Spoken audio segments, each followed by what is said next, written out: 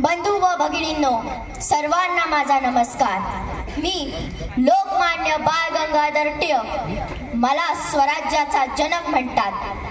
स्वराज्य हे आपलं जन्मसिद्ध हक्क आहे आणि आपण त्या जुलमी ब्रिटिशांशी लढून ते मिळवलंच. यासाठी अनेकांनी सर्वोच्च बलिदान दिले. याचा सन्मान ठेवा. मी केसरी आणि मराठा असे वृत्तपत्र सुरू केले, कारण शिक्षणानेच लोक जागृत होतात. इथे जवळच ट्वेस्टा कासार वाचनालय आहे.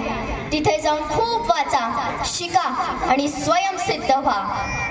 मी आणि भाऊसाहेब रंगारी यांनी सार्वजनिक गणेश उत्सव सुरू केला, कारण समाजाला एकत्र आणण्यासाठी सण हे एक उत्तम साधन आहे. तुम्ही याचा व्यापार होऊ देऊ नका. माझ्या विद्यार्थी मित्रांनो, तुमचं शिक्षण आणि देशप्रेमाचं भान हेच तुमच्या हातातलं शस्त्र आहे.